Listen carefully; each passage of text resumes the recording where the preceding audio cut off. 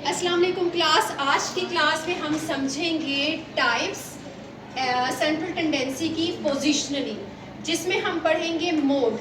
Mode हमारे पास क्या है? Basically it is defined as number of repeated values in the data set. Number of repeated values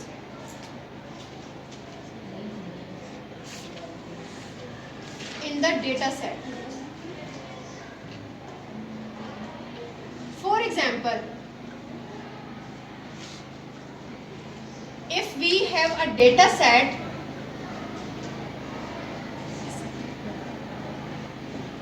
one, so the mode is, आपने इसमें data set में देखा कौन सी वैल्यू ज्यादा रिपीट हो रही है? 7। सो इसका मोड क्या है? 7 है। आपने इसका मोड क्या लिखा है?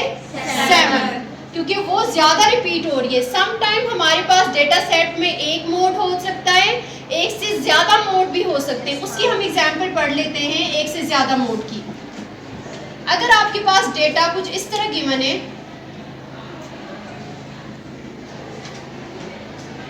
आपने देखा कि कौन सी वैल्यू रिपीट हो रही है। एक आपको नजर आ रही है 6 और 2, दोनों 2 टाइम्स रिपीट हो रही हैं, तो इस केस में हमारे पास मोड होगा 6 एंड 2।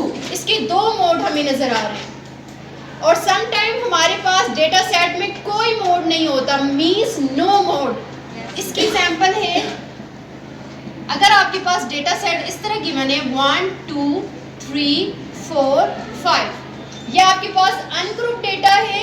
इसमें आपने देखा कोई भी वैल्यू रिपीट नहीं हुई है, तो ये आपके पास, इसमें आप लिखेंगी मोड, नो मोड या जीरो मोड। इसका कोई मोड नहीं है। तो आज के लेक्चर में हमने पढ़ा कि हमारे पास डेटा सेट में एक मोड भी हो सकता है, एक से ज्यादा मोड भी हो सकते हैं, या हमारे पास नो मोड हो सकता है।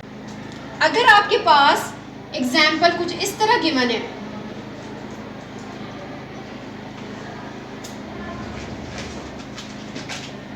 तो इसका अगर आपने मोड फाइंड करना हो, अब आपने देखा इसमें 1 भी रिपीट हो रहा है और 2 भी रिपीट हो रहा है, लेकिन हमने तो पढ़ा था जब मोस्ट अकरिंग वैल्यू हो, मोस्ट अकरिंग वैल्यू या मोस्ट रिपीटेड वैल्यू, आपने देखा कि इसमें सबसे ज्यादा रिपीट जो हुई है वो 1 है। आपने इसका मोड 1 और 2 नहीं लिखना, सिर्फ जस्ट क्या लिखना है? 1। अगर 2 भी हमारे पास 4 टाइम रिपीट हुआ होता, जैसे कि 1 रिपीट हुआ है, तब हमारे पास मोड इसके 2 मोड होते हैं, 1 और 2। लेकिन इस केस में इसका सिर्फ एक मोड है, वो कि क्या है? 1, क्योंकि 1 हमारे पास मोस्ट अकरिंग वैल्यू है जो कि ज्यादा दफा रिपीट हुई है। 2 हमारे पास ओनली 2 टाइम रिपीट हुआ है, तो इस केस में हमारे पास मोड क्या होगा? 1, और 1 इसको रिप्रेजेंट कर रहा है। एक इसका मोड है और वो कौन सा है? 1 है, जो कि 1 हमारे पास 4 टाइम रिपीट हुआ है।